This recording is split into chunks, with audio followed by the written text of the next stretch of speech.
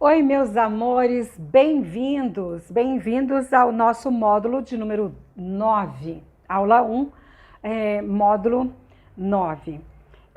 Neste módulo, eu gostaria de iniciar com uma dinâmica.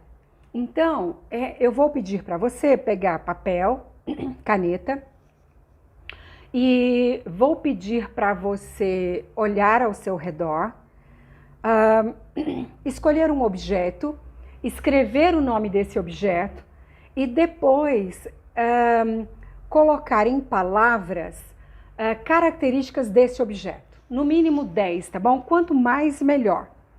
E eu vou pedir para você fazer tudo isso e dar um pause, né, na aula enquanto você estiver escrevendo. Aí depois você liga novamente a aula para dar continuidade. Porque o que eu vou falar em seguida, eu não gostaria que você ouvisse antes de escrever as características, tá bom?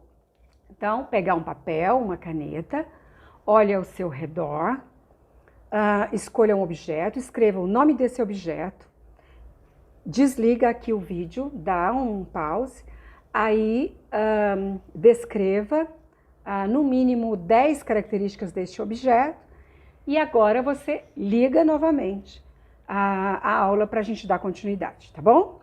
Faz tudo isso, desliga e eu estarei aqui para dar continuidade a esse exercício, ok? Muito bom, você está ligando novamente agora para a gente dar continuidade, ok? Ligando a aula. Se você não escreveu as características do objeto, não assista o que eu vou te falar agora. Mas se você fez o exercício, eu quero que você pegue uma caneta e eu gostaria que você riscasse o nome do objeto e escrevesse o seu nome ao lado. E aí agora eu quero que você leia para você. Se você se chama Lucas, então eu quero que você leia Lucas, você é. E aí você vai lendo todas as características que você atribuiu ao objeto. Vai ficar um pouco engraçado, é possível que vocês acabem dando boas risadas. Mas esse é um exercício sério. Se você se chama Patrícia, leia Patrícia, você é. É um exercício muito sério e é uma projeção. Nós não temos como pensar com o cérebro do outro. Então, mesmo um objeto que eu olho, existe o objeto, mas quando eu vou falar desse objeto, eu estou pensando com o meu cérebro, não com o cérebro do outro.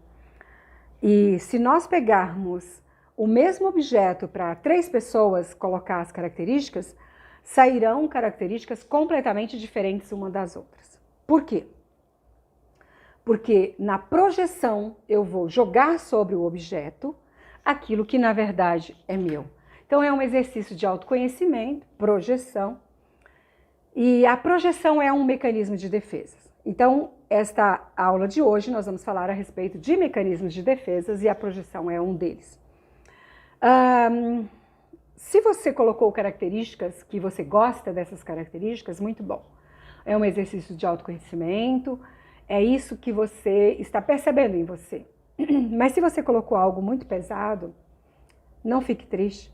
Pegue este material para você ter autoconhecimento e pensar a respeito da própria vida, o que você precisa trabalhar. Eu me lembro na sala de aula, eu dando aula para a faculdade, eu fiz esse exercício. E eu me lembro de terminar e falar, alguém gostaria de ler, né, o que falou? E aí apareceram algumas coisas muito interessantes. Entre elas, várias pessoas escolheram a lâmpada. E era incrível, porque cada uma falou coisas completamente diferentes da lâmpada. Na verdade, elas estavam falando delas mesmas. Mas uma garota, ela escolheu a lata de lixo que ficava ao lado da minha mesa, um pouco mais próximo da porta da sala de aula. E essa garota, ela começou a falar daquela lata de lixo e ela disse, é um local que tem mau cheiro, é um local que as pessoas colocam o que elas não querem mais, é o lixo, e ali ela descreveu assim coisas muito pesadas. E quando as pessoas liam, eu dava uma devolutiva, e para ela eu dei uma devolutiva muito rápida, porque eu não gostaria de expor aquela aluna para a sala de aula. Mas quando todos saíram, a aula acabou, ela ficou, e aí ela disse, professora, a projeção faz muito sentido, porque é exatamente assim que eu me sinto, um lixo, uma depositária de lixo. E aí nós começamos a conversar e eu disse, você deve ter tido algum trauma para pensar dessa forma, né, em relação a você mesma. E ela disse, olha, eu fui abusada sexualmente pelo meu pai desde muito pequena, criança muito pequena ainda. E eu consegui me livrar dele aos 16 anos, quando eu terminei o meu ensino médio e fui embora. E agora eu estou aqui para fazer faculdade, agora que eu estou me livrando de tudo isso. Mas eu sempre me percebi como uma depositária de lixo, né? Aquilo que... E aí quando ela fala isso, e depois ela começa a narrar, que ela não gostava do cheiro dos homens. Quando um rapaz chegava perto, ela sentia... realmente há um cheiro mais característico de suor, então ela se arrepiava com nojo, com mal-estar daquele cheiro. E aí uma série agora de consequências desse trauma tão significativo, né? Então, se aparecer algo pesado, tome isso como um conteúdo que você precisa trabalhar. Eu volto a falar para vocês a respeito da frase de Jean-Paul Sartre. Não importa o que fizeram do homem, o que importa é o que o homem fará daquilo que fizeram dele. Eu acho que a gente precisa encarar o passado para lutar por nós, não para desistir, né? Mas vamos lá. Os mecanismos de defesas. O que são mecanismos de defesas?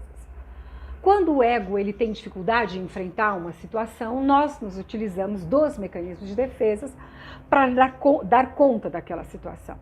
Muitas vezes é necessário tentar dar conta daquela situação. Mas quando a gente usa muitos mecanismos de defesa o tempo todo, há uma certa necessidade de fortificar um pouco mais esse ego. Freud fala dos mecanismos de defesa na psicanálise e a filha do Freud, a Ana Freud, organiza. E nós vamos falar de alguns aqui nesta aula.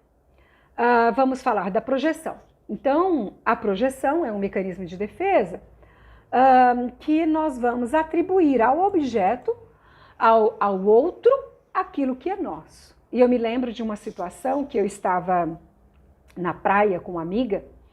As pessoas que me conhecem sabem que eu amo o mar, amo a praia. Eu acho que o mar ele me alimenta emocionalmente. E lá estava eu, deitada, olhando as ondas. E a minha amiga, deitada ao lado, tomando sol, disse, nossa, como pode essa pessoa andar? Se referindo a uma senhora que estava passando. Tão gorda, peitos enormes, de biquíni. E eu olhei, vi com uma certa naturalidade, olhei para minha amiga. E a minha amiga estava de biquíni e o corpo dela não era tão diferente daquela pessoa que estava passando. Às vezes, acho que até um pouco maior.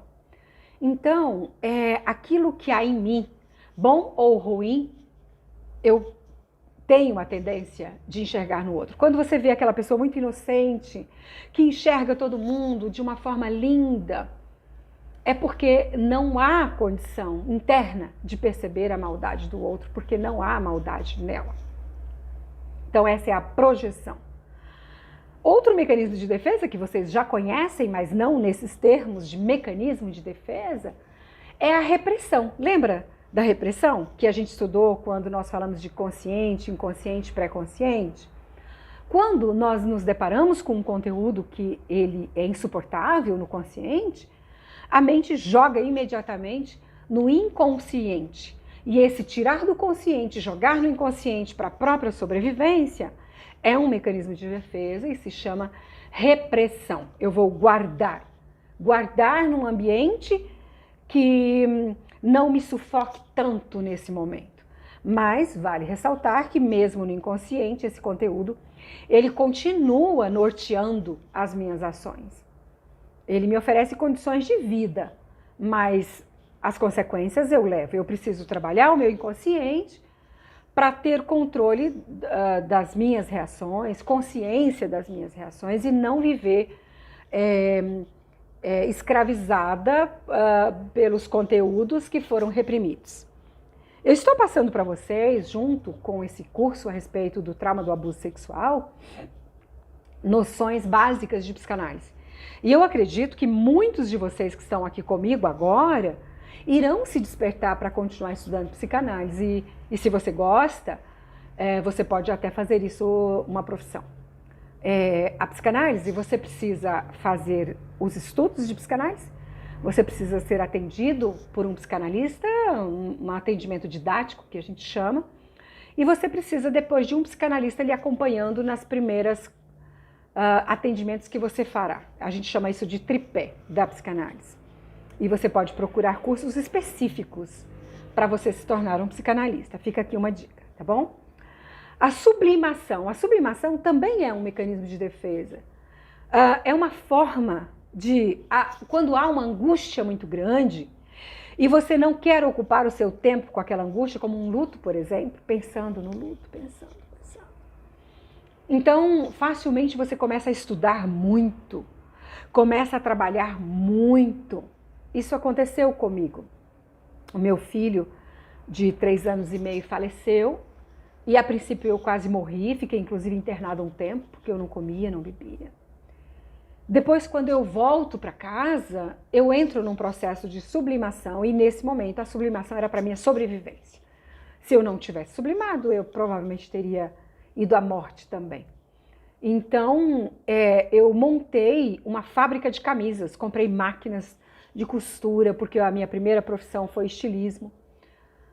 Depois pedagogia, depois psicologia e depois continuei estudando a psicanálise e me torno psicanalista e mais tarde eu vou fazer doutorado na área do trauma, do abuso sexual. E é por isso que a gente está aqui, nesse momento, nesse curso, né? Em função dos meus estudos do doutorado. E eu estou, assim, resumindo, fazendo de uma forma mais didática possível para trazer aquilo que é complexo de uma forma, né, mais simples para a gente entender tudo isso. E naquele momento eu começo a fabricar camisas masculinas. Camisas. E eu trabalhava muito, várias horas do dia.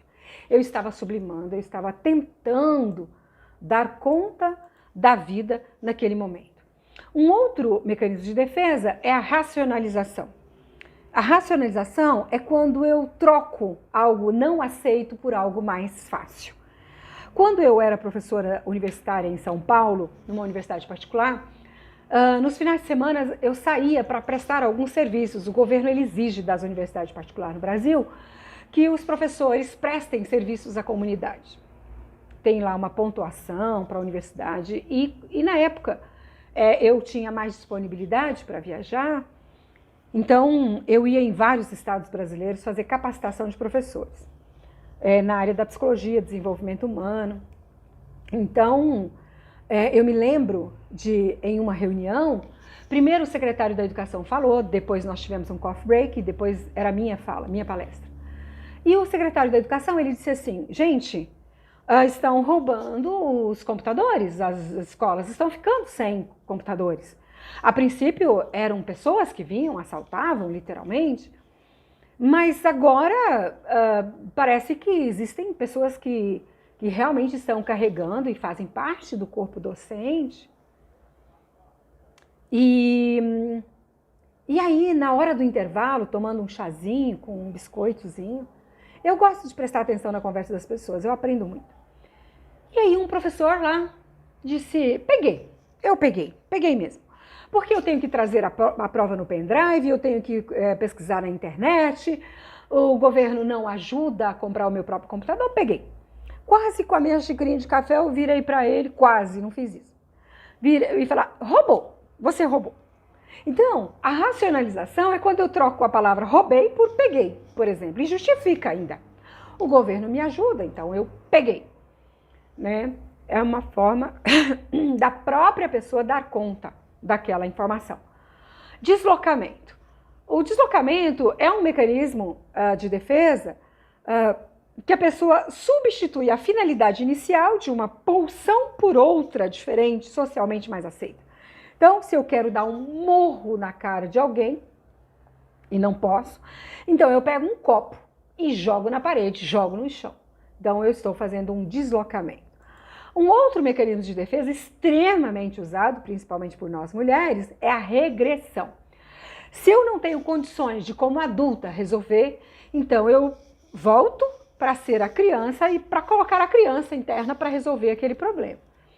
Então, se o marido, eu combino, vamos para casa da minha mãe, porque é aniversário dela na quarta-feira, então o aniversário será às 8, vamos sair daqui umas 7 horas. E exatamente a esposa naquele dia se arruma, está esperando o marido para ir para o aniversário da mãe dela, e dá 7 horas, que é a hora do aniversário, e o marido nem chegou em casa ainda para tomar banho. E aí, quando ele chega, ela poderia falar, olha, querido, eu tô pronta desde as 6h30, porque nós ficamos de sair às 7, você chega do trabalho todos os dias às 5h30, porque hoje você chega exatamente tão tarde e já estão cantando parabéns. Eu estou um pouco decepcionada, o que foi que aconteceu, né? Vamos conversar. Isso não tá certo. Ao invés de ter essa conversa adulta, sem agredir o outro, sem... Você sempre faz isso comigo! Eu tô pronta, eu arrumei o cabelo, cara, eu não vou mais, também não vou mais pra lugar nenhum, eu não vou mais! Né? Esse teatrinho aí pra você entender. Então eu ressuscitei a criança, dei uma birra, né? E não se chegou a acordo nenhum, não conversou sobre nada, apenas se jogou no chão, virou, babou, espinhou, dá aquele ataque, né, infantil. Então é a regressão. A regressão ela pode acontecer nesse nível, mas pode acontecer também, eu preciso acordar o meu filho de 15 anos às 6 horas da manhã para ir para o cursinho, para ir para a aula, mas o meu filho, ele grita comigo.